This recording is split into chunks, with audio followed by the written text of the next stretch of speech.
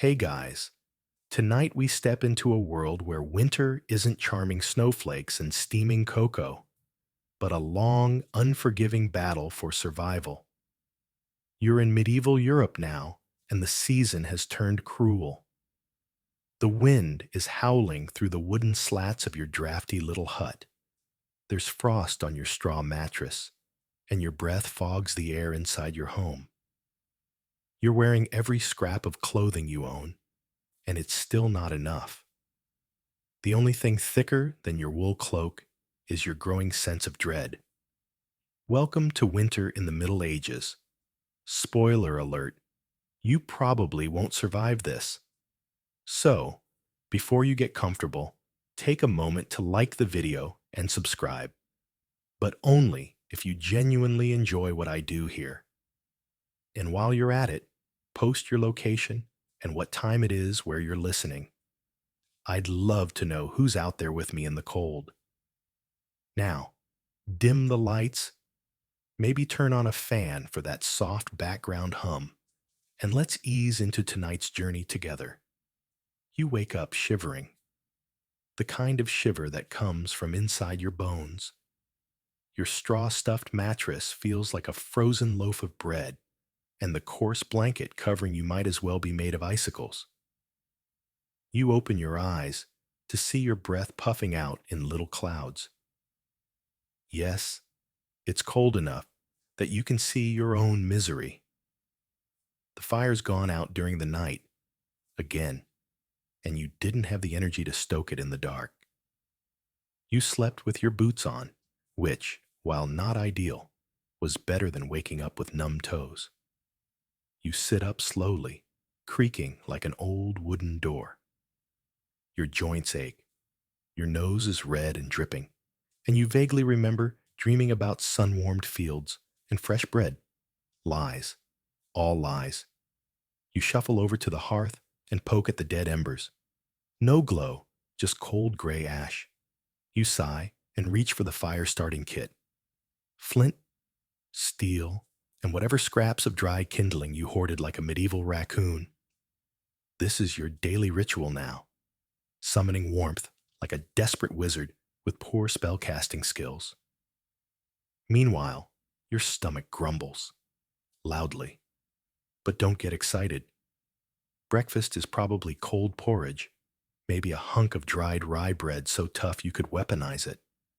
The chickens haven't laid in weeks. The cow is dry, and hunting is off the table unless you enjoy frostbite and probable wolf attacks. Historians still argue whether the medieval climate was in a distinct little ice age during this period, but even in milder decades, winter was no joke. The lack of central heating and the inability to store or transport large quantities of food meant that winter wasn't just uncomfortable, it was lethal. You weren't just cold, you were starving, sick, and running out of options fast. And the snow. Oh, the snow. It's not the soft, powdery Instagram filter kind. It's wet, heavy, and relentless. It clogs every path, collapses your thatched roof, and freezes your tools in place. You've already slipped twice walking out to check the woodpile, and both times you seriously considered just staying down. Gravity is warm, right? There's also the little problem of your house not being, well, a house in the modern sense. It's more of a glorified shed with attitude. The walls are wattle and daub, basically twigs and mud pretending to be bricks. And insulation? That's a laugh.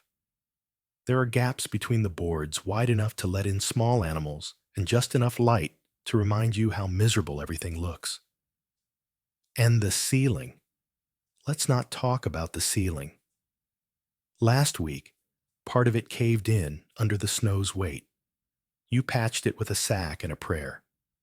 Neither are holding up well. You wrap your cloak tighter around you. A patchwork thing that smells like old goat and failure. It belonged to your uncle, who may or may not have frozen to death last winter. No one really talks about it. Still, you step outside because you have to. The air hits you like a slap. Crisp, yes, but also cruel. The sky is that flat, washed out gray that feels like it's judging you. You wade through knee-deep snow just to get to the outhouse, which you've started to question the necessity of in these conditions. You've also started eyeing the corners of the house for alternate arrangements. As you make your way back inside, a few flakes start drifting down. Slow at first, then faster, heavier. It's not even midday, and already the clouds are thickening into another full-on blizzard. You don't panic. You just sigh. Because this is normal. This is every day for the next 4 months. Your neighbors aren't faring any better. You saw old Marta yesterday. Her fingers blackened at the tips, probably from frostbite. She was mumbling about demons in the snowdrifts. Or maybe she was talking about her in-laws. Hard to tell. Either way, she looked worse than usual, which is saying something. It's hard not to feel like winter is testing you. Not just physically, but spiritually. There's something about the way everything slows down and freezes that starts to mess with your mind. You stare into the fire, if you're lucky enough to get one going, and start to wonder if maybe, just maybe, this is purgatory. Cold, wet purgatory with no blankets and endless turnips. But here's a quirky little fact to chew on. In some villages, people used to sleep in stables on purpose during the coldest months. Not because it was comfortable, but because the body heat from livestock helped keep things marginally warmer. Yes, your winter roommate might have been a goat named Gertrude. Snuggle up. And just when you think you've reached a baseline of suffering, someone mentions taxes. Yes, even now, in the dead of winter, the lord of the manor expects his dues. Grain, labor, maybe a chicken if you have one to spare. And if you're thinking, surely they don't collect in winter, congratulations, you're adorable. They absolutely do. It's barely January, and already your body feels like it's aging in dog years. Your hands are cracked and raw, your back aches from constant wood hauling, and your nose is a permanent shade of frostbitten pink. But hey, at least you haven't died in your sleep from cold. Yet. You lie back down that night, wrapped in every thread you own, praying the wind doesn't blow the roof off. Outside, snow piles against the door. Inside, your breath still clouds the air. You survive. For now. You wake to the sound of your own teeth chattering. Again. Somehow, it feels even colder than yesterday. Which is saying something because yesterday felt like your bones were taking a vacation in the Arctic. You sit up slowly, joints creaking, blanket clinging to your skin with the enthusiasm of a damp rag. You're not surprised. It's winter, and in the Middle Ages, your clothing might as well be wet paper. Today, it's time to get dressed. And by get dressed, we mean shuffle into layers of misery that pass for winter fashion. Your base layer is a coarse linen shirt that feels like it's actively trying to exfoliate you to death. Over that, you've got wool, thick, itchy, and always a little damp. Why is it always damp? No one knows. Possibly the same reason your bread always tastes faintly of mildew. Next comes the outerwear, a cloak that smells like the back end of a barn, and is, technically, made from the back end of a barn animal. Fur-lined? Sure. If lined means there are 2 sad patches of matted rabbit clinging for dear life near your shoulders. Leather boots? Absolutely. But they're cracked, stiff, and likely leaking at the seams. You step in snow once, and suddenly you're walking around with 2 personal puddles. It's not just you. Everyone looks like they lost a fight with a burlap sack. In fact, Burlap might be an upgrade. Tailoring is for the rich. The rest of you are left with whatever scraps could be stitched, knotted, or begged off a passing traveler. If you're lucky, your village has someone with a half-decent needle. If not, well, hope you enjoy the drafty charm of an uneven sleeve. There's a fringe theory that people in medieval winters wore all their clothes at once, literally everything they owned, just to survive the night. Historians still argue whether that was common or just the behavior of the especially desperate, but either way, you're seriously considering it. And let's talk undergarments, briefly, because honestly, you don't want to. There's no such thing as thermal underwear, just increasingly crusty layers. Washing them? That's a springtime activity. Right now, cold water plus naked skin equals hospital-level regret, minus the hospital. Still, you try to patch together some semblance of warmth before stepping outside. You wrap a scarf around your face, which immediately gets stiff with frozen breath.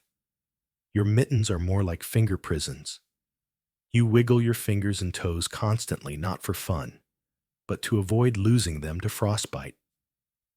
It's a full-time job. And yet, the cold still finds you. It sneaks in through seams, through the holes in your shoes, through the gap between your collar and neck. It climbs into your bones and sets up shop.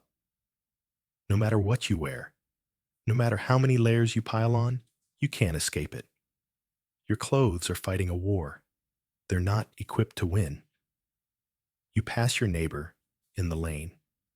He's wearing a hooded cloak that makes him look like a very sad, very cold monk. He nods, then immediately returns to staring at the ground, because that's what people do when they've accepted the cold as a divine punishment. There's a mutual understanding. You're not going to chat. Your words would freeze in midair anyway. And yet you adapt. Humans are stubborn, and you've learned a few tricks. You've stuffed sheep's wool into your boots. You've layered moss inside your gloves. You've even considered borrowing the dog's fur coat. Though she seems rather attached to it, there's a strange comfort in ritual. You've got your winter routines down to a science.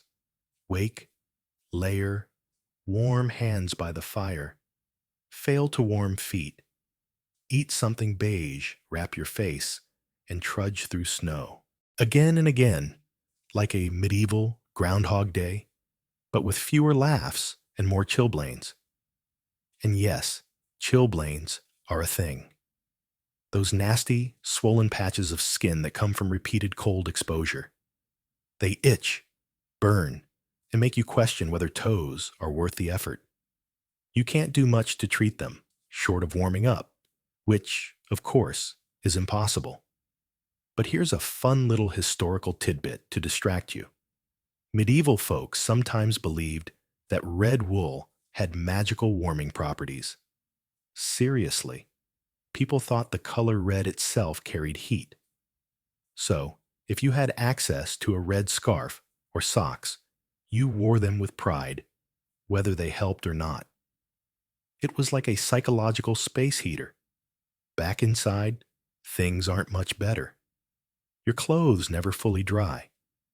You hang them by the hearth, but they mostly steam and remain half damp, like they're taunting you. The smell of wet wool has become your new cologne. You can actually track your own movements around the house by sniffing the air. Not that anyone else smells better. This is a communal descent into odor. And sleeping? That's a performance art. You pile on layers, tuck in your limbs, and cocoon yourself like you're preparing to hatch. Some nights, you wake up sweating in one spot and freezing in another. Other nights, you don't sleep at all. You just lie there, wondering if your toes are still attached and whether your breath will eventually frost over your blanket. But the worst part? You're still cold. always cold. You think about warmth the way people think about winning the lottery. Nice in theory, but it's not happening to you. You try not to remember what summer felt like. That's dangerous. That kind of hope just hurts more. So you move through your day with numb fingers, heavy layers, and a constant awareness of just how vulnerable you are. Cold isn't just a background detail, it's the main character in your life now. You adapt, you endure, you wrap your misery in wool and keep going. And tomorrow, you'll do it all again. Your breath hangs in the air like a ghost, clinging to your face before drifting upward and disappearing. Just another sign that the cold has no plans to leave. Outside, everything looks beautiful in that deceptive, postcard perfect way. The frost glitters like powdered sugar, trees shimmer with ice crystals, and snow piles sit neatly on rooftops. But beauty is a trickster here. This isn't a wonderland. This is survival. And right now, survival means you have to make your way to the communal firewood pile. You tug your cloak tighter and head down the narrow, snow-packed lane, boots crunching against the frozen ground. You can't feel your toes. They might still be there. You hope. Most people assume firewood is plentiful in the medieval countryside. Trees everywhere, right? Except not quite. The forests closest to your village were stripped generations ago. What's left are distant woods owned by some noble whose idea of fairness is charging a fee just to gather fallen branches. Technically, you could risk poaching wood, but technically, they can also punish you for it. And by punish, we mean something medieval and very cold, like stripping you and tossing you in the stocks. So, your village manages with what it can get. The firewood pile is modest, and by modest, we mean laughably insufficient for the coming months. Each household gets a ration, decided by an elder who somehow manages to stay warm year-round. Historians still argue whether the village elders had secret stashes of better firewood or just really great cloaks. You take your share, a few crooked branches, one chunk of knotty log, and a bundle of twigs that look suspiciously damp. This isn't firewood, it's the idea of firewood. Still, you cradle it like treasure and trudge back. Once home, the fire must be coaxed to life like a moody cat. It doesn't matter how many times you've done it. Each day is a new battle. You arrange twigs, whisper kindling prayers, and try not to cry when your first flame sputters out. On the second or third try, you get a decent flicker. You hover over it, shielding it from drafts, feeding it like it's a newborn.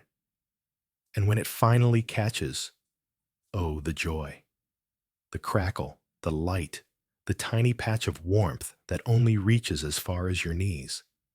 It's the medieval equivalent of winning the lottery, except you're still cold and now slightly smoky. You sit close, too close, because that's the only way to feel it. Your shins roast while your back freezes. You rotate slowly like a human kebab. Firewood is rationed, so you can't just pile it on. You feed it one twig at a time, stretching the burn like you're hosting the saddest bonfire in history. The smoke clings to the low ceiling, seeping into every surface, clothes, blankets, bread. It should be annoying, but it's oddly comforting. That smell? It means you're warm, at least for now.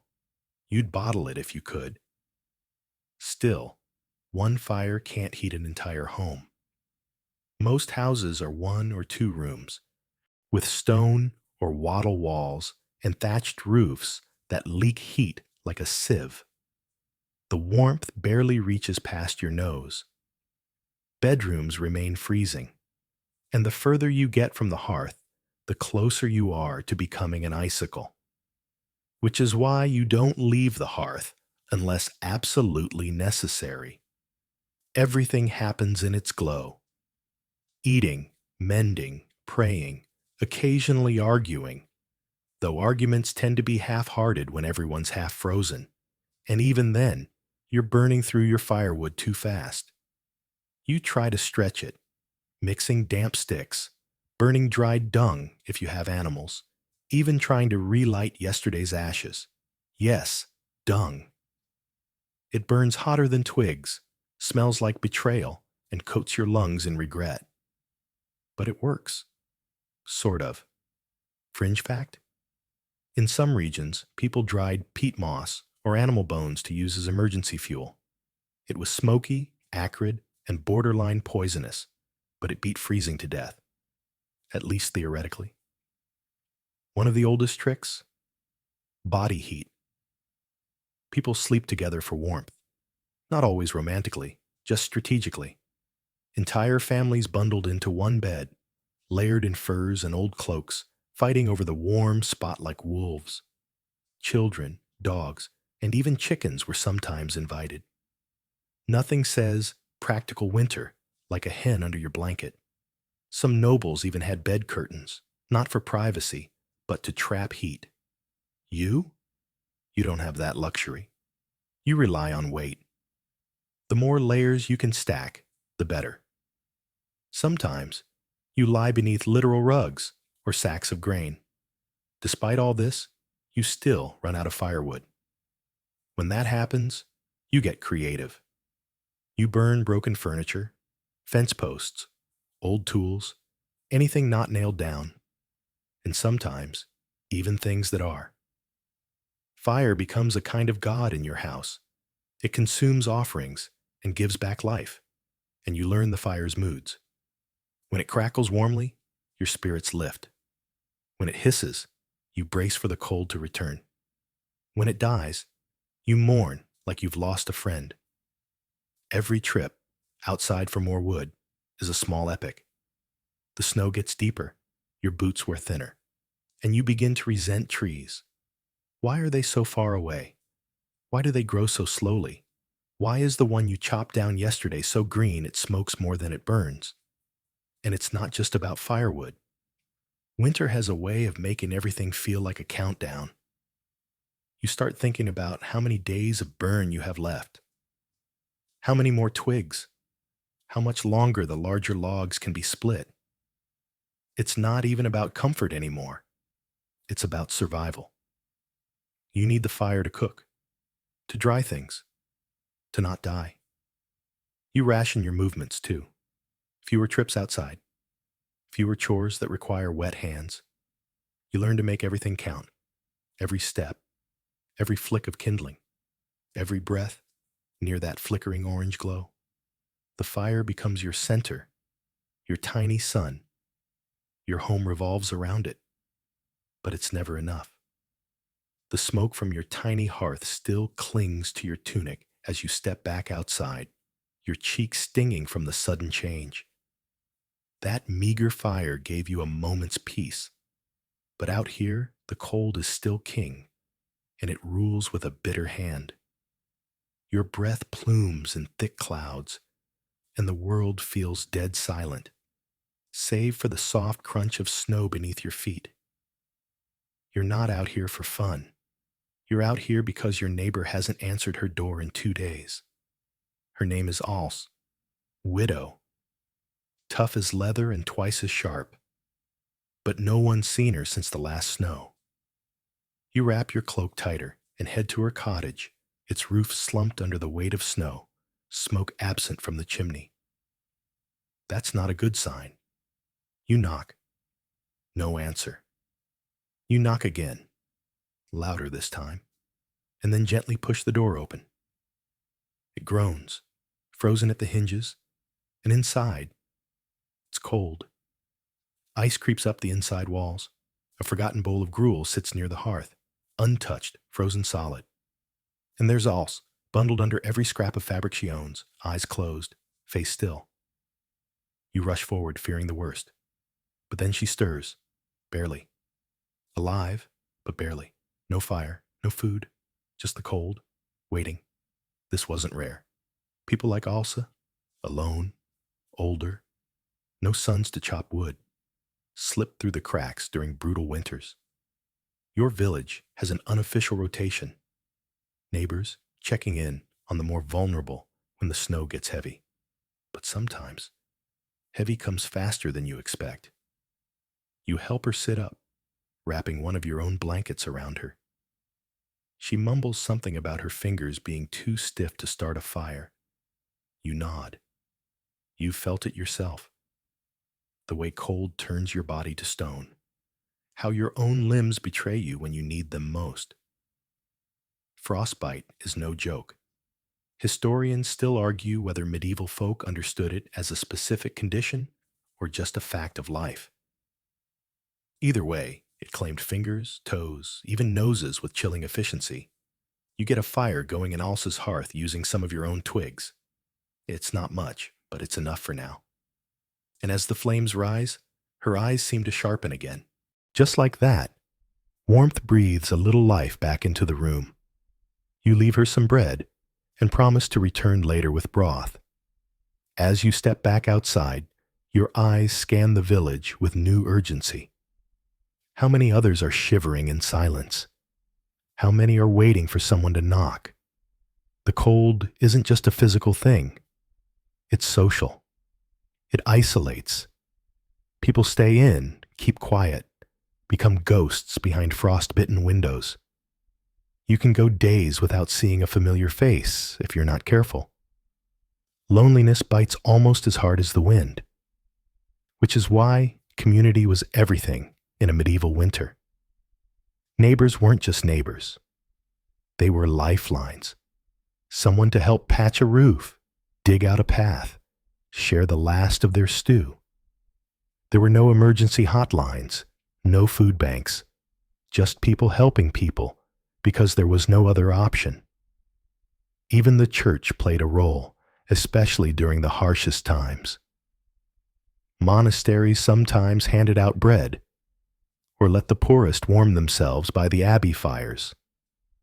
A few parishes even kept communal stores of firewood or dried grain. Not always, though. Historians still debate whether these charitable acts were born of compassion or just good PR for the soul. Your village priest is one of the better ones. He doesn't have much, but he'll press a warm hand to your shoulder and mumble a Latin blessing when you show up with blue lips and a chattering jaw. It helps, somehow.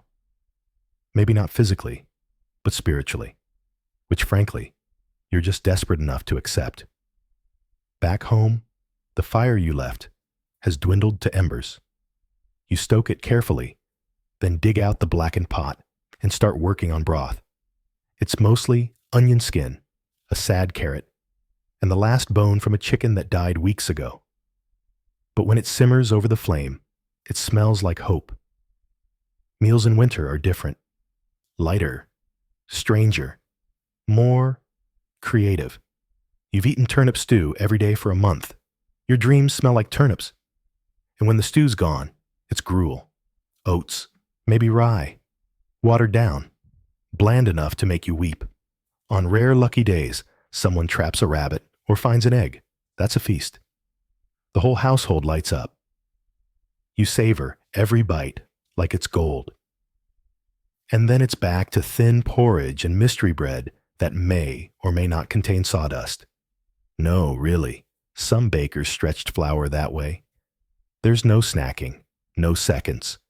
Food gets counted, stretched, hidden.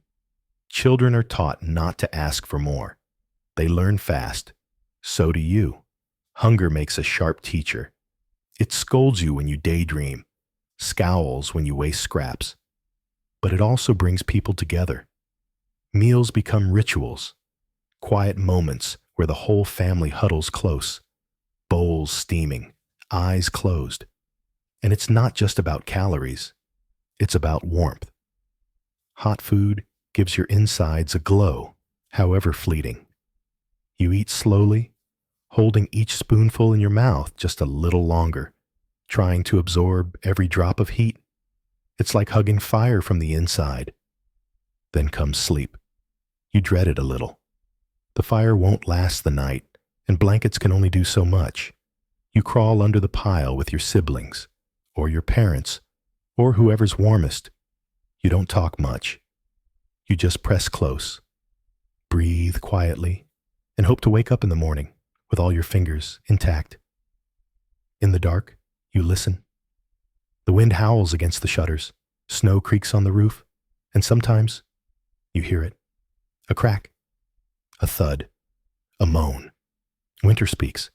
It groans and whispers and reminds you that out there, just beyond your wall, is a world trying very hard to kill you.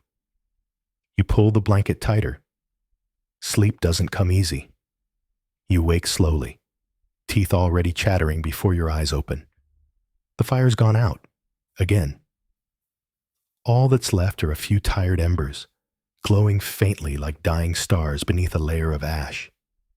Your breath clouds in the icy air, and your fingers scream when you move them. Still there, but only just. You peel yourself out of the blanket pile like a half-frozen onion and pad across the dirt floor, your bare toes curling in protest. You shouldn't be barefoot. You know you shouldn't be barefoot. But your socks are still damp from yesterday's snow. And somehow, the sting of icy mud feels slightly better than clammy wool. Rebuilding the fire becomes your first ritual of the day. You prod the ashes gently, coaxing any warmth that remains into flame. Your breath is a visible fog as you work. A bit of straw, some bark, the twigs you stored beneath your bed, the ones the mice didn't chew. You strike the flint again and again, hands fumbling from the cold. Sparks dance, then catch, and a tiny flicker appears. You whisper a quiet thanks to whatever spirit watches over cold fingers. Fire is life, and you've won your daily battle to keep it outside. The world is white and gray, blanketed in snow, sky hung low with bruised clouds. The path to the latrine is barely visible, and every step cracks the crust of ice beneath your boots. You curse softly because, of course, it snowed again overnight. Everything that thawed yesterday has refrozen into slick death traps. You slip naturally. Everyone does, at least twice a week. Falls are just part of winter's charm. It's not the pain that scares you. It's the break. A twisted ankle, a shattered wrist. That's not just inconvenient. That's dangerous, immobilizing, potentially fatal. Because if you can't chop wood, haul water, or get to the hearth, you're one long freeze away from becoming a footnote. Historians still argue whether most medieval villagers had specific folk remedies for broken bones or simply hoped time and prayer would do the job. Splints made from sticks and old cloth weren't uncommon, but trained help? That was for nobles or monks. Out here, you tough it out. Or you don't. You fill your bucket at the frozen stream, hacking through a skin of ice with a rusted blade. The water is so cold, it feels like acid on your wrists. And carrying it back is its own brand of torture. The bucket swings and sloshes. Your fingers stiffen, and the wind tugs at your sleeves like a mischievous child. There's something funny about how everything you do in winter takes twice as long and 10 times the effort. Lighting a candle, getting dressed, peeing without crying. It all becomes a slow-motion obstacle course, and every small win feels like triumph, like you're still alive, still one step ahead of the frost. Back at the cottage, someone's stirring. Your little brother coughs under the blankets. It's been a dry, barking thing for a week now. No fever, thank God, but still. Coughs in winter are watched carefully. A bad cold can spiral fast. You remember what happened last year with Matilda's boy.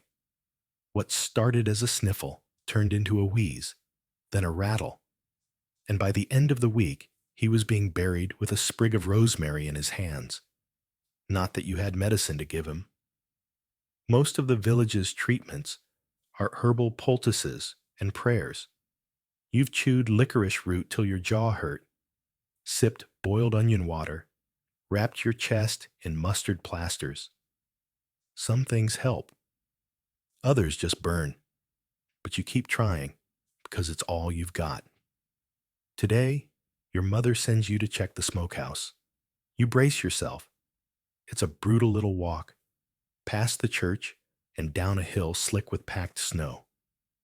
The smokehouse itself squats like a blackened toad, low and mean-looking. Inside, the air is thick with the scent of old meat, char, and desperation. You have a few links of sausage hanging from the rafters, twisted like curled fingers. Some salt pork, a rabbit. That's it. Your winter stores are running thin, and spring is still months away. You grab a chunk of the pork and wrap it tightly before starting the walk back. On the way, you pass Father Oswin trudging up the path, his robes flapping. He nods at you, face red from wind, and you return the gesture. Everyone looks like that now, wind-burnt, raw-nosed, eyes rimmed in fatigue. As you crest the hill, you spot smoke from Alsa's chimney again. Good. That's good. You'll bring her a bit of broth again tonight. She won't ask, but she needs it. You make it home just as the sky starts to spit snow again. Fat, lazy flakes at first, then thinner, colder ones. You shut the door behind you and press your back against it, exhaling hard. Another errand survived. Another skirmish in the long war against winter. There's no end in sight. And somehow, that's the hardest part. The sameness, the dullness, the way every day blends into the last, like a never-ending repeat of a bad dream. The calendar offers little comfort. No holidays soon, no festivals, just cold and more cold. You find small pleasures where you can. A slightly warmer patch of floor, a cup of cider that hasn't turned, a joke shared under your breath as you strip bark for kindling. Once, your brother tried to sled down the frozen haymound on an old wooden door. He didn't make it far, but you laughed so hard you snorted. Laughter is rare, but vital. It's one of the few things that warms you without fire. As night falls again, you prepare the little stew, placing it carefully on the embers. A scrap of pork, a wilted cabbage leaf, a prayer. That's the recipe.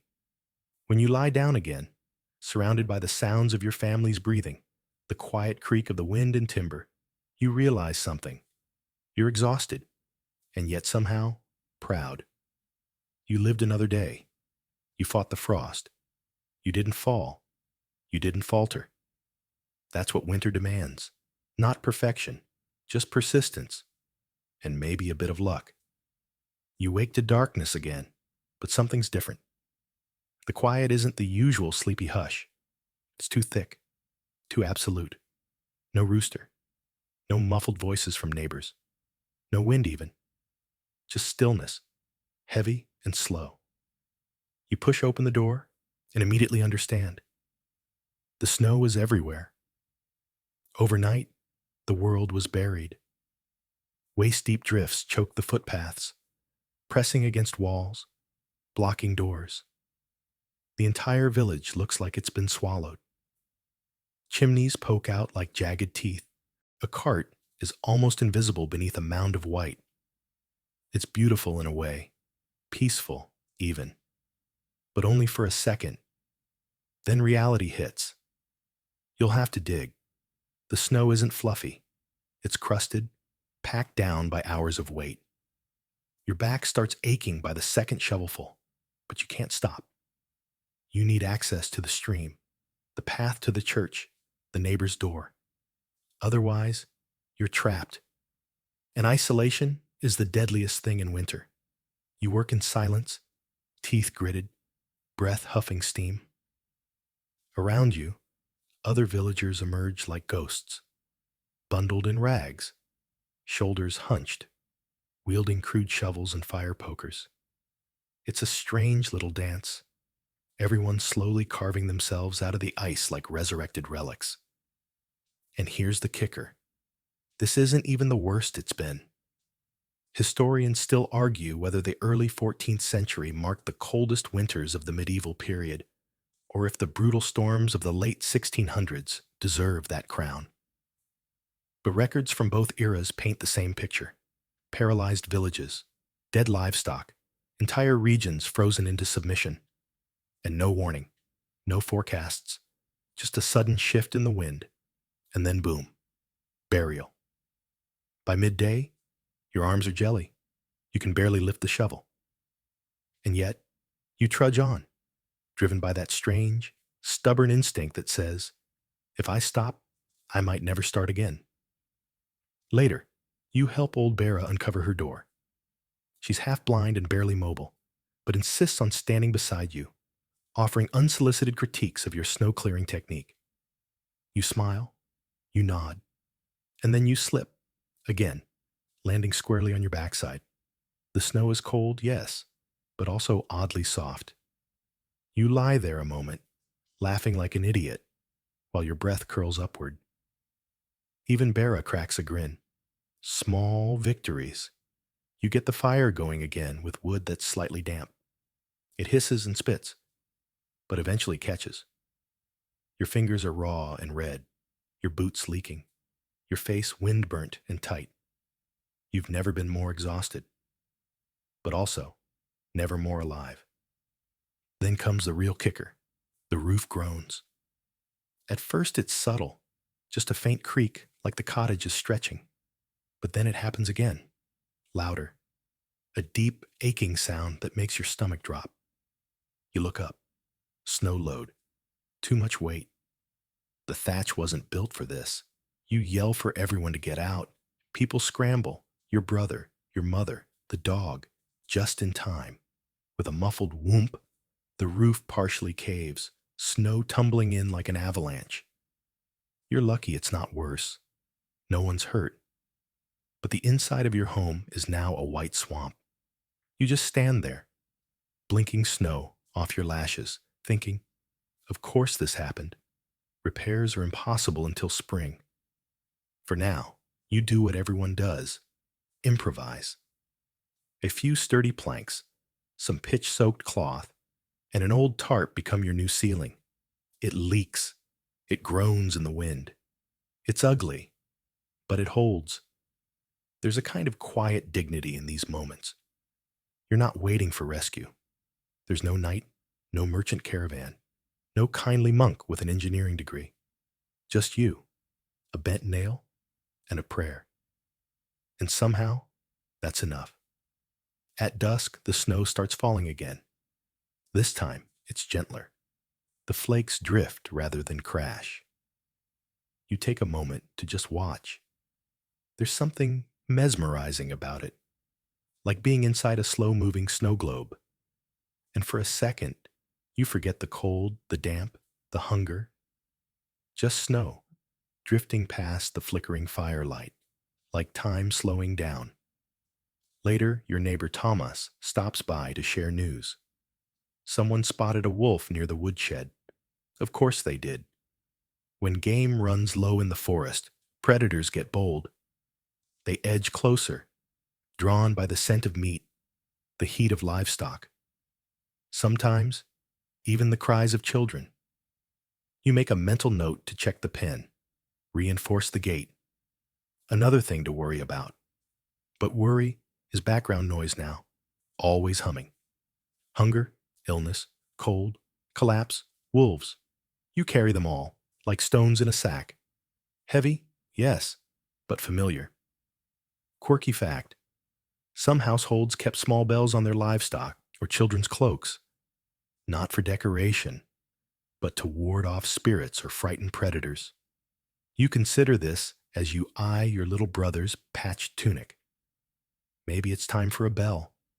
The night is bitter again. No surprise. You huddle under furs, wrap like a mummy, and stare at the rafters, what's left of them. The wind whistles a lullaby through the cracks. Somewhere nearby, a fox yips. Or was that a child crying? Hard to tell sometimes. Your mother says it'll pass. The snow, the cold, the fear. It always does. But until then, you wait. You endure. You adapt. That's the medieval winter motto, really. Adapt or freeze. And you're still here. The next morning, the wind has shifted again. You don't need a weather vane to know. Your bones feel it before your eyes do. The cold is sharper today. Not just freezing, but the kind of cold that gets into your joints and settles there like a tenant.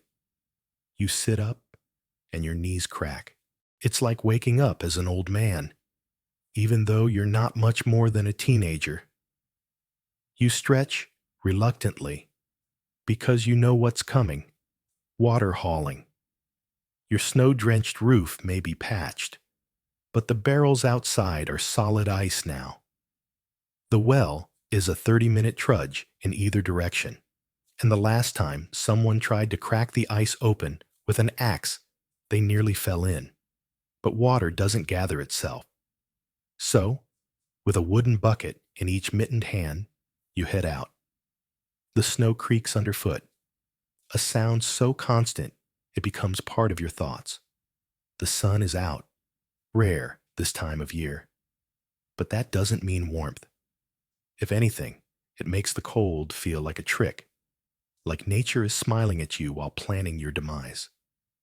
You reach the well and find two others already there. Anselm and Ingrid, both looking half frozen and half awake.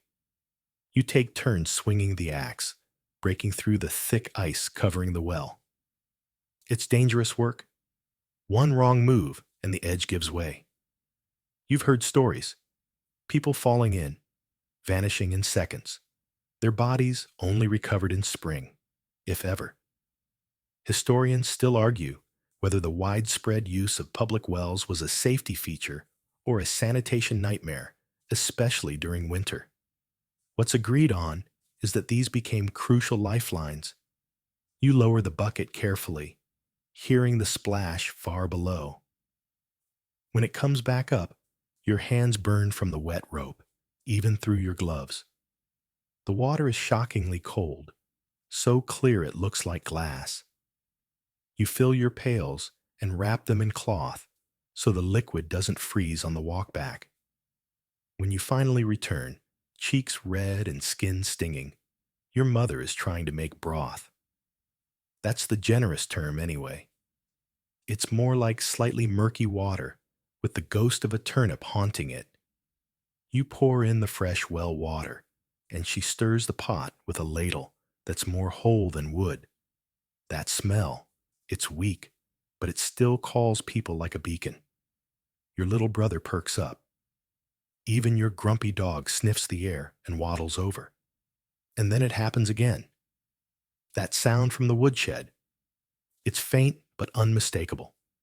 A scraping, a breath, maybe even a growl. You freeze, ladle in hand, then grab the axe resting by the door. You signal for silence and step outside, boots crunching through the snow. You don't have to go far. The woodshed door is ajar, swinging slightly. There, in the half-shadow, you see it. A wolf. Not big, not one of the monstrous ones from Bard Tales, but real. Lean, hungry, eyes like gold coins. It locks eyes with you, calm and curious. Your breath catches, and then it turns and slinks away, vanishing into the white. You stand there for a long moment, listening to your heartbeat. Later, you'll tell the others. You'll all reinforce the sheds and light extra torches. But for now, you just go back inside and sit down next to the almost soup like nothing happened.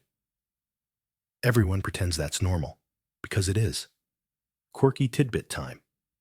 In some northern villages, people would hang dried fish over doorways to distract wolves from their livestock. The idea being that wolves, like humans, are susceptible to snacks. You make a mental note to hide a few dried sprats near the chicken coop. Later that day, the elders call a gathering in the church, one of the few stone structures with a halfway solid roof. You trudge there with the others, shoulder to shoulder in the wind, your scarf tied so tight it leaves marks on your skin. Inside, there's no fire, just a lot of breath fog and muttering. There's concern. Of course there is. The snow is worse this year.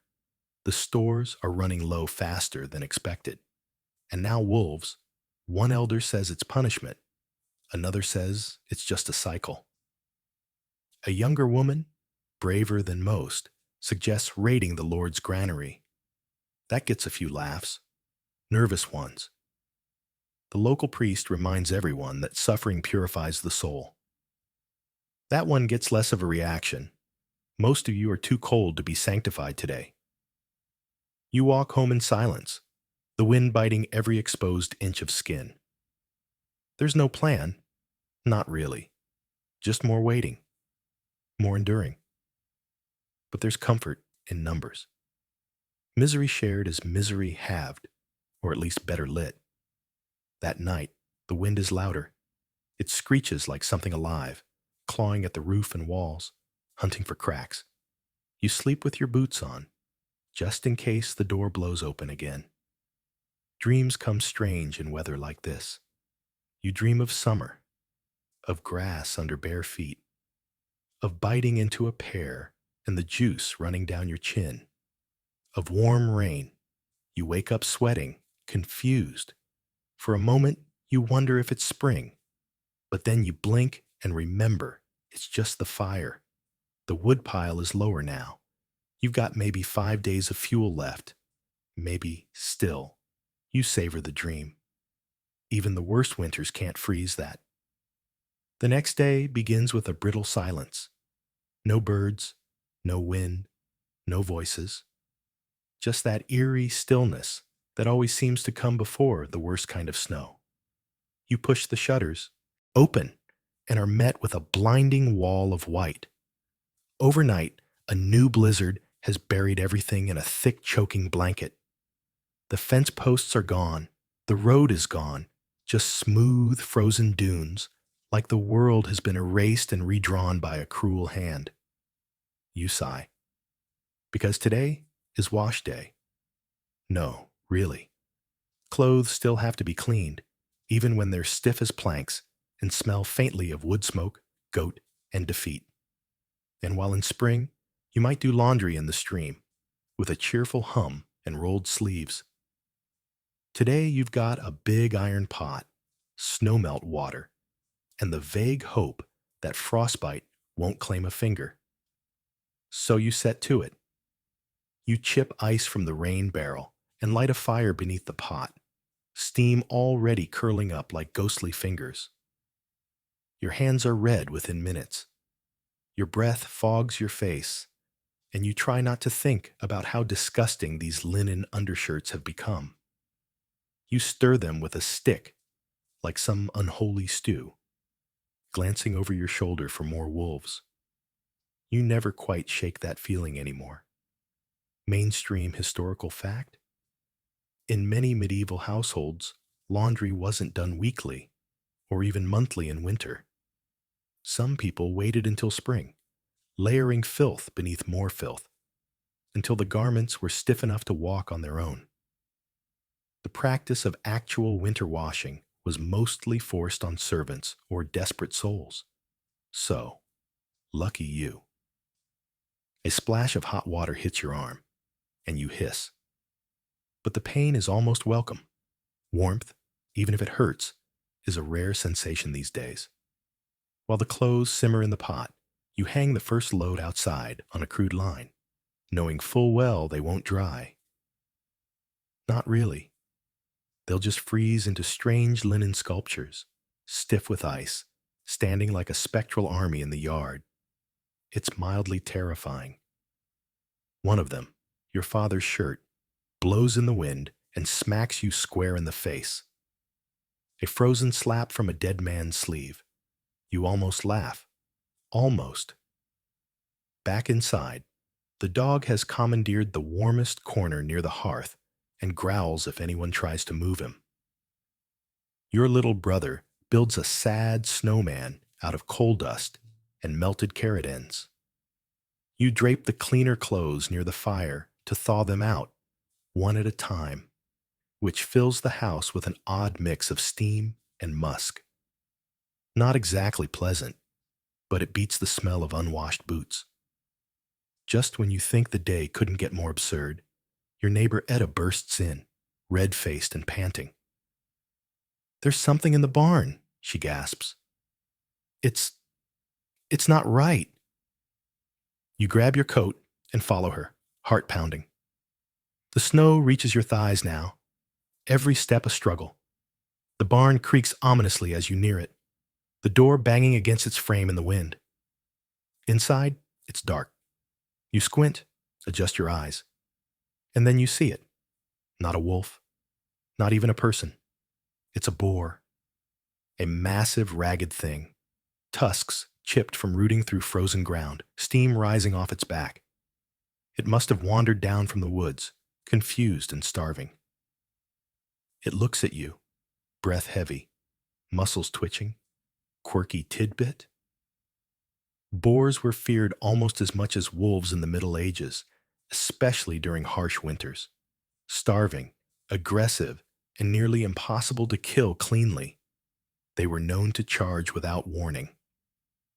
One old superstition claimed that encountering a boar during a blizzard was an omen that someone in your household would die before spring.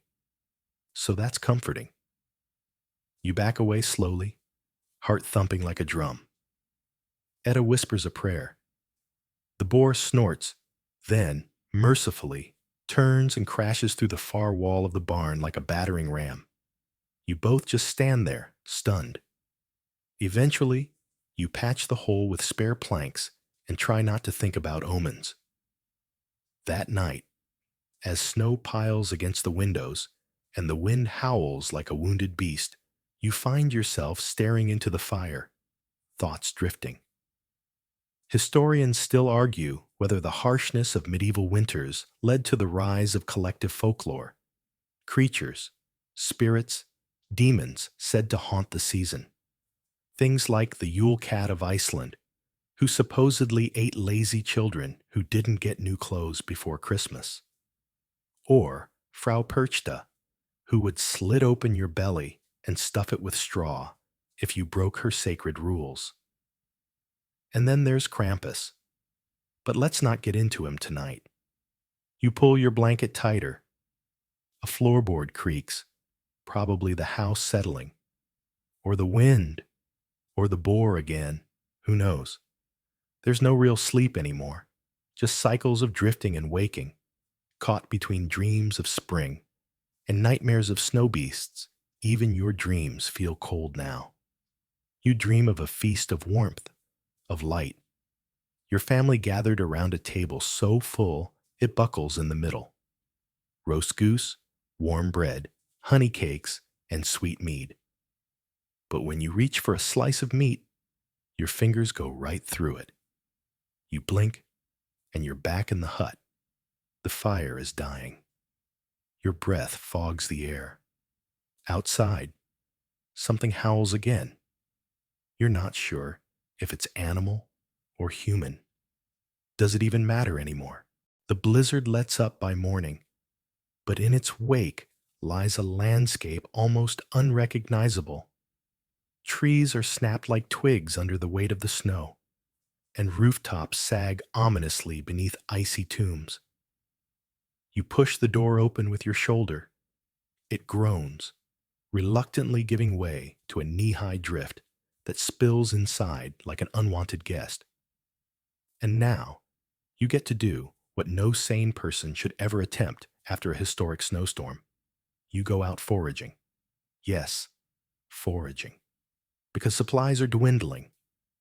And unless you plan to spend the next 2 weeks chewing boiled leather and old root vegetables, you're going to have to venture into the woods and hope the gods are feeling generous. You tie cloth around your boots for warmth. Real boots are a luxury you can't afford, and layer on everything you own, which makes you look more like a quilt monster than a human. You wrap your fingers in rags, grab your foraging basket, and step out into the icy hush. Each step is a small war. Your legs ache from lifting through drifts.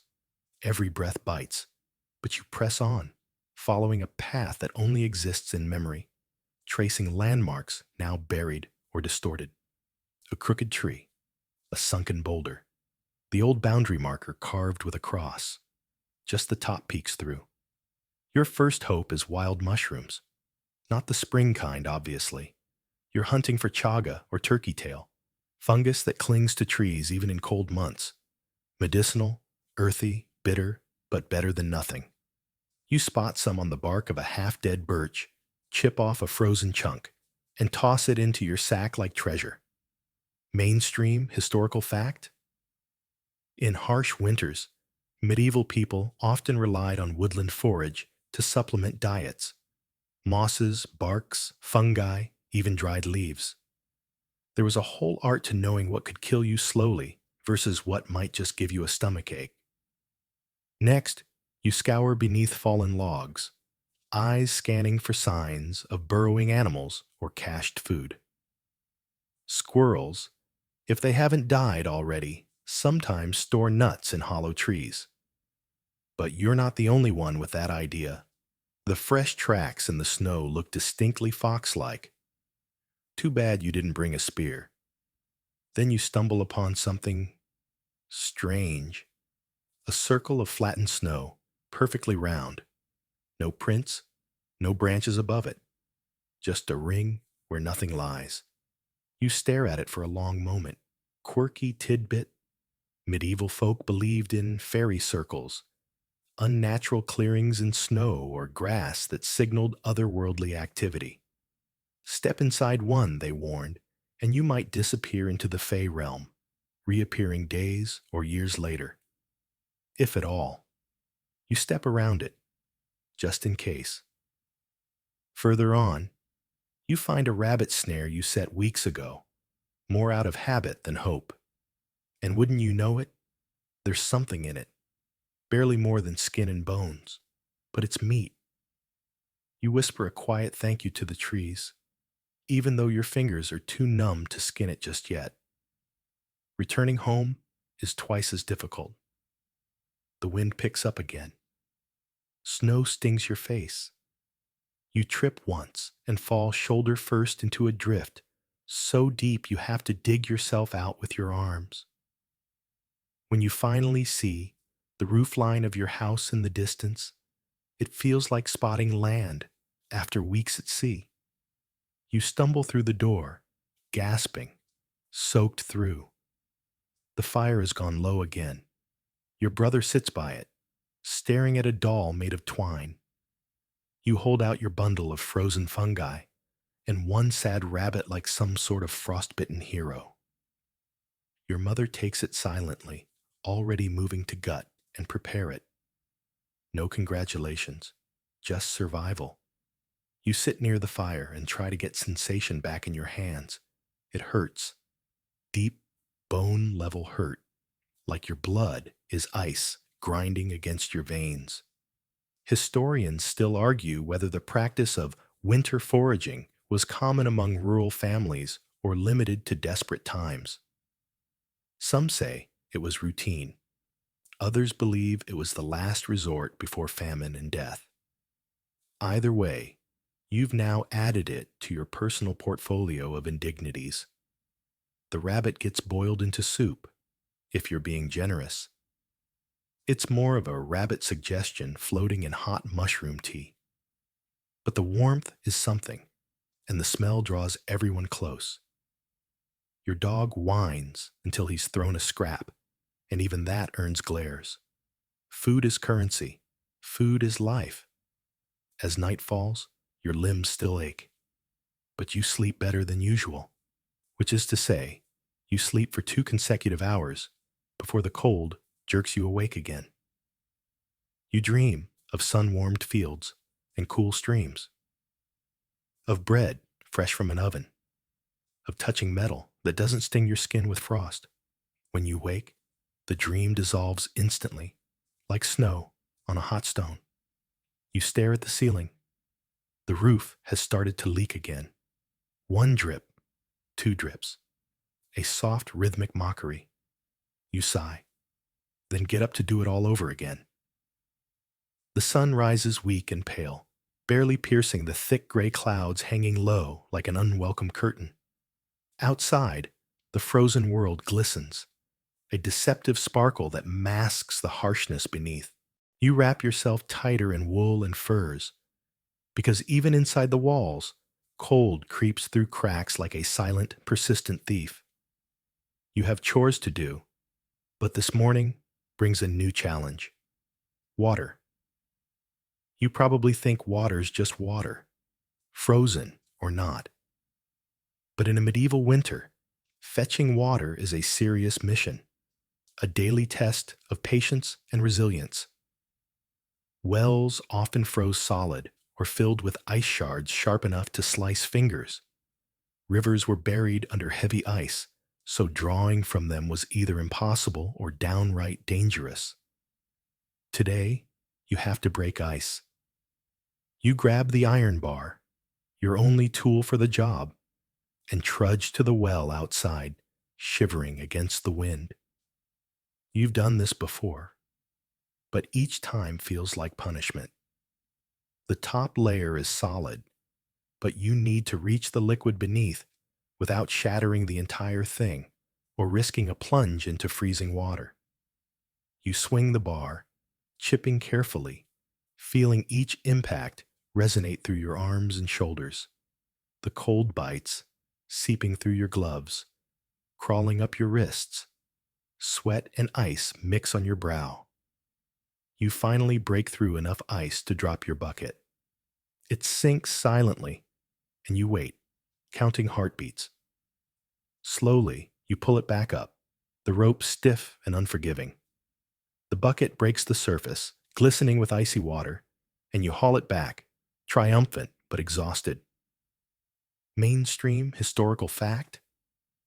Many medieval communities built well houses, or wooden enclosures around their wells to reduce freezing.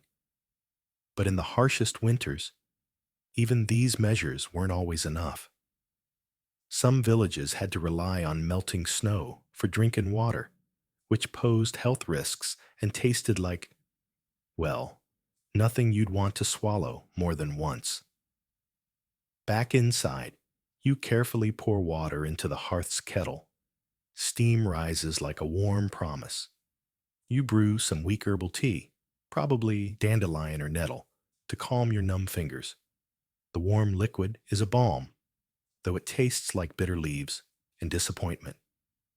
Now, you face the daily fire ordeal. Fuel is running low, and you have to ration wood carefully. Every stick counts. You can't just burn the furniture or doors, no matter how tempting it is to have a blazing hearth. Instead, you chip at frozen logs with your axe, scraping off brittle bark and splinters to kindle the fire. It's slow, back-breaking work. You remember stories from the village elder about fire hearts, those glowing embers kept alive overnight in secret pits beneath the floor, used to relight fires at dawn without wasting precious wood. But today, your fire heart is a stubborn pile of ash and smoke. Quirky tidbit? Some medieval houses kept live coals in clay pots overnight to preserve warmth, called live embers. These were carefully tended to prevent fires, but gave a chance to rekindle the hearth quickly come morning. Of course, one wrong move, and the whole village might burn down, so it was a high-stakes game. As you tend the fire, you think about food. Tomorrow, it might be just roots again, or dried beans, maybe the last of the salted pork. You wonder if the neighbors are better off or worse. In such times, bartering sometimes replaced coinage. Firewood for cheese, eggs for fabric, whatever could keep someone from starvation for another day. Historians still argue whether medieval winter hardships were localized disasters or part of a broader pattern of cyclical famine that reshaped entire regions. Some argue that certain bad winters accelerated social changes, pushing communities to innovate or collapse. Others see it as a brutal, unchanging cycle, nature's cold grip tightening with predictable cruelty. Your hands are raw from chopping, your back aches, but the fire finally catches, crackling with life. You stare into the flames, letting their warmth seep into your bones. The dog nudges your leg, eyes shining in the firelight. You give him a scrap, and he wags his tail with surprising energy. Outside, the wind howls like a beast denied its prey. Inside, for a moment, there is warmth, a fragile, flickering warmth. But the cold will come back tomorrow, and the next day, and the next. You sigh, realizing winter is not just a season here, it's an endless battle, a quiet war fought one frozen day at a time. Evening falls with a bruised sky, a swirling mass of dull purples and grays that promises more cold to come. You sit close to the hearth, the weak fire barely keeping the biting chill at bay. Your fingers tremble, not just from cold, but from the exhaustion of today's endless chores. Tonight, you need to mend your clothes. In the modern world, you might toss a torn jacket in the wash or buy a new one. Not here. Every stitch counts because fabric is rare, and winter's rough work has shredded your few garments beyond patching. Your hands work the needle slowly, threading thick wool or rough linen scraps to cover holes and reinforce worn spots. The light from the fireplace flickers on your face, casting shadows that dance like ghosts of better days. You think about the garments themselves, not just fabric, but lifelines woven by your ancestors, soaked in stories and survival. Mainstream historical fact? Wool was the medieval winter champion, warm, breathable, and water resistant. But it came with a smell that modern noses might find challenging. Medieval laundry was infrequent and primitive, mostly involving beating fabrics outside or soaking in ash and water mixtures. Imagine the stench on a cold, damp day. You poke the fire with a twig, sending a small cascade of sparks into the air. The dog yawns next to you, his breath misting in the cold room. You wonder how many winters he has survived. A tough little creature with fur as matted as your hair. Quirky tidbit? Some medieval peasants reportedly wore foot mittens, burlap sacks, or wrapped rags around their feet as an emergency measure when shoes wore out, especially in winter. The fashion statement was definitely rustic desperation, but hey, it beat frostbite. As you sew, your mind drifts to the village tales of winter fevers and chill winds. People believed that cold wasn't just a temperature, but a living force. Something that could seep into your soul and steal your strength. Some even carried small charms, bits of bone, feathers, or herbs, believed to ward off winter's bite. Historians still argue whether these charms were simply superstition or a form of psychological resilience helping people cope with relentless hardship. Maybe believing in a little magic was the medieval equivalent of a good night's sleep or a warm cup of cocoa. The evening grows quieter, save for the occasional creak of timber settling or the faint scrape of ice shifting outside. Your stitches grow tighter, and your clothing slowly regains a semblance of usefulness. Suddenly, a knock at the door breaks the silence. It's your neighbor, old Marjorie, wrapped in layers of threadbare blankets, her eyes bright despite the cold. She carries a small basket of dried herbs and a loaf of bread, gifts, but also trade. food for warmth, warmth for food. You exchange nods and brief smiles, acknowledging the shared burden without words. In this frozen world, community is survival, and even grudging neighbors understand that. You offer her a cup of tea, and for a brief moment, the cold seems less oppressive. Outside, the wind picks up, rattling windows and rattling your thoughts. Tomorrow will be another day of cold, hunger, and hardship. But tonight, there is a fragile flicker of warmth, both in the fire and between neighbors who understand the brutal poetry of medieval winter. The night stretches on, long and silent, except for the faint crackling of dying embers. You lie on your straw mattress, bundled under layers of scratchy wool, trying to ignore the ache creeping into your bones. Sleep is a distant friend tonight. Too many worries crowd your mind. You think about the village's wells again, frozen and locked beneath sheets of ice. Water, the very essence of life, becomes a scarce treasure in winter's grasp, and without it, even the strongest start to crumble. Outside, the moon hides behind thick clouds, casting the world in an eerie half-light. Snowflakes drift lazily, settling on window panes like frozen tears. Your thoughts wander to the great medieval castles you've heard about, fortresses where stone walls keep out the cold and servants keep fires roaring day and night. You picture lords and ladies wrapped in velvet and fur, sipping hot wine by massive hearths. But that's a story for another time. For now, you are here, huddled in your small, drafty home with nothing but a threadbare blanket and a fading ember to cling to.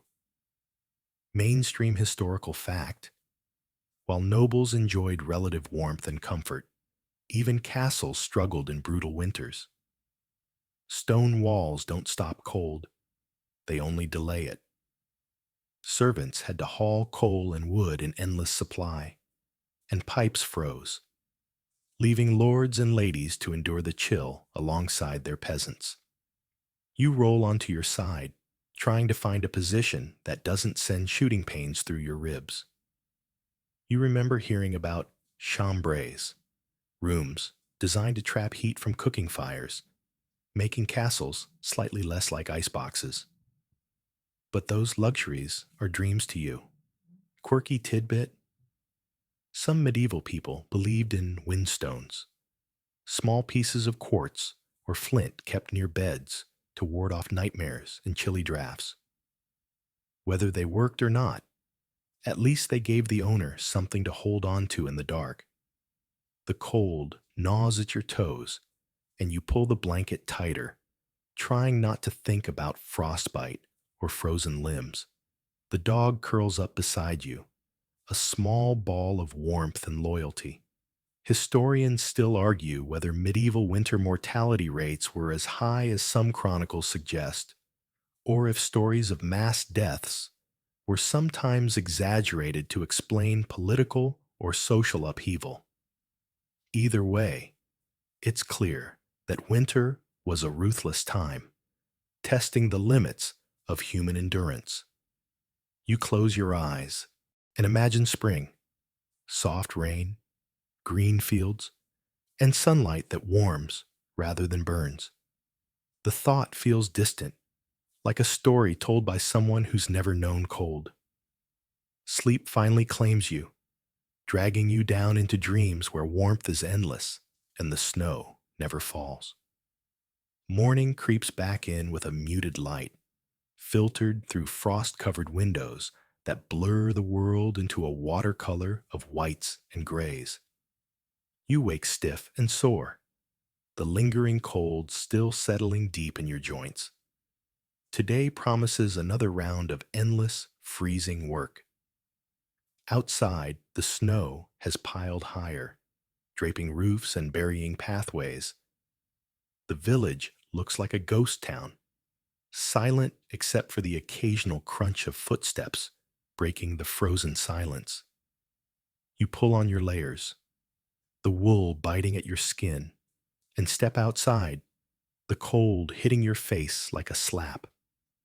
Breathing out, you watch your breath cloud and drift away, vanishing almost as quickly as your fleeting hope for warmth. Your first task is clearing snow. Shoveling might sound simple to you now, but in a medieval winter, it's backbreaking. Wooden shovels were rare and fragile, often repaired more than replaced. You use a large plank or a bent piece of metal, scraping and lifting heavy, icy snow to clear paths for the daily business of survival. Each shove sends a spray of sharp ice crystals into your face, your fingers numb beneath leather gloves that offer little real protection. The ground beneath your boots crunches with a deceptive firmness, but you know the earth is frozen solid, and the snowpack could hide dangers, frozen mud, hidden holes, or worse. Mainstream historical fact: many medieval villages had communal efforts to clear snow from roads and public spaces to keep trade routes open, especially markets that sustained winter food supplies. But these efforts were slow and often hampered by relentless snowfall. You glance at the sky, gray, thick, and still falling. The snow seems endless. Quirky tidbit: in some northern regions, people wore small bells on their clothing during heavy snowfalls, not for festivity, but to warn others of their presence through blizzards or whiteout conditions. It's like a medieval version of a car horn, only with a much cuter sound. As you work, you remember the old tale of the snow bear, a mythical creature said to roam the frozen forests, covered in thick white fur, preying on lost travelers. It's probably nonsense, but it keeps you alert, glancing nervously at the tree line. Historians still argue whether such folklore was born from genuine sightings of rare animals, or simply a way to explain the dangers and fears of surviving brutal winters in isolated regions. Either way, the stories became part of the winter fabric, whispered by firesides and passed from parent to child. With the snow cleared enough to pass, you move to the animal pens. The livestock need tending, even in this frozen hell. You shove a handful of hay into the trough, feeling the sting of cold as your fingers press into frozen straw. The animals huddle together for warmth, their breaths steaming in the icy air. You check on the chickens, their feathers fluffed tight. One hen clucks softly, a fragile sound that reminds you life goes on, no matter how fierce the cold. Your boots crunch on the frozen earth, your breath clouding in front of you, and you wonder how many more days you'll survive this. The sun sits low, a pale and weak disk barely warming the frozen landscape. Your muscles ache from the day's relentless labor, but the chores don't stop just because your body screams for rest. The evening is for securing food and firewood, two things that might as well be gold in this endless winter. You trudge out to the wood pile, its logs stacked unevenly, some damp and icy. Splitting wood is a skill you've honed through years of bitter winters, chopping just enough to keep the fire alive without exhausting your reserves. The sound of your axe biting into frozen timber echoes through the village, a harsh percussion in the cold silence. You stack the fresh pieces carefully, mindful of the dampness that can smolder a fire, or worse, produce choking smoke inside your home. The smoke is a constant companion, rising from chimneys like silent screams against the cold. Mainstream historical fact: smoke in medieval homes was so thick and constant that it stained walls black and made eyes water. Chimneys were rare in early medieval times, meaning many homes had smoke vents or simply open fires with no proper ventilation. People developed surprisingly high tolerance for soot and smoke inhalation. You pause to catch your breath, the cold air sharp in your lungs. A sudden breeze whistles through the village, rattling shutters and sending a shiver down your spine. Quirky tidbit: some medieval people placed wet wool or moss under doorways and windows during winter to keep out drafts. Others hung fragrant herbs by the fire to mask the smell of smoke and stale air, because when your house smells like a bonfire and wet dog, a little lavender helps. You think about food again, the hard, dry bread that's your mainstay, supplemented with salted pork or dried fish if you're lucky. Fresh vegetables are impossible now, frozen solid beneath the snow. Historians still argue whether medieval diets were truly as meager in winter as some texts suggest, or if local variation and trade allowed for more variety than commonly thought. Either way, the lean months tested everyone's appetite and patience.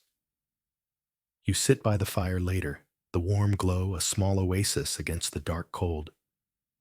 Your hands warm over the flames, the pain easing slowly. Outside, stars pierce the winter sky, cold diamonds scattered across black velvet. You wonder if those distant lights are watching, silent witnesses to your endless struggle.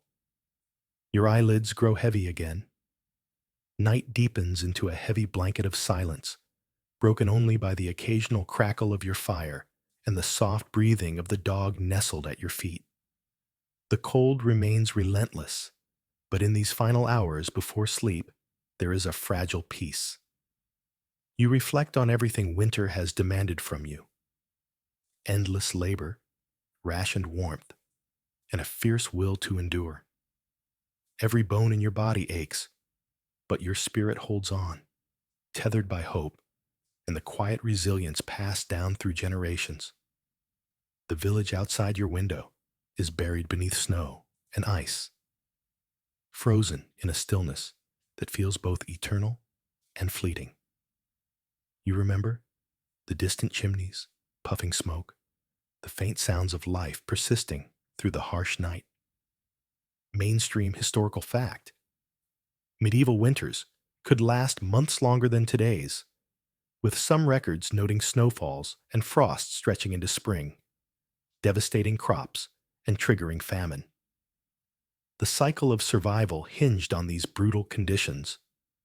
You run your fingers over the patches you sowed earlier, a reminder of your efforts to cling to normalcy. The worn fabrics are more than clothing. They are shields against the cold and the unforgiving passage of time. Quirky tidbit: some medieval communities held snow dances or winter festivals to boost morale and encourage unity, believing that communal joy could somehow soften the grip of winter's chill. Even in the darkest times, people sought light and laughter. Historians still argue whether these communal events were widespread or limited to wealthier regions, but their existence highlights humanity's eternal hope amid hardship.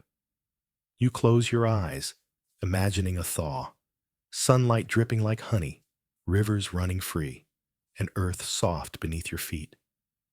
The cold will return, as it always does, but for now, you rest. The fire's glow fades gently, and your breath slows in rhythm with the soft night. The harsh edges of winter blur into quiet shadows, and the weight of frost and snow melts away in dreams. Remember, this brutal season, though merciless, was just one chapter in a long story of survival and human spirit. The cold tested you, shaped you, and whispered secrets of endurance. So, as you drift off, feel the warmth of history wrapping around you like a soft, worn blanket. Comfort in knowing that long ago, someone else faced the same chill and found a way through. Now, dim the lights, maybe turn on a fan for that soft background hum, and let's ease into tonight's journey together. As the night deepens, The harshness of winter slowly fades into a gentle, distant memory. The biting cold and relentless snow dissolve into quiet shadows, softened by the warmth of your breath and the gentle glow of a fading ember. You're wrapped in the comforting embrace of history, a long tale of survival, resilience, and quiet hope whispered across centuries. Imagine the frozen fields thawing, the snow melting into sparkling streams that sing softly through ancient forests. Feel the gentle warmth of the sun on your skin, the slow awakening of the earth beneath your feet. This cold, brutal season that once threatened to overwhelm your spirit now becomes a quiet reminder of the strength within you, the same strength that carried countless souls through countless winters. You are part of this endless cycle, connected to those who came before, who faced the frost and darkness and still found light. Let the chill slip away, replaced by a calm stillness that invites peace and rest. The past whispers its secrets, not to frighten, but to teach, to remind you that even in the coldest moments, warmth is never far. So now, as you drift toward sleep, breathe in this ancient calm. Let your mind float free of worries, and know that the night is a soft place to land. The world outside may be cold and harsh, but here, within these moments, you are safe, warm, and gently cradled by time itself. Good night, friend.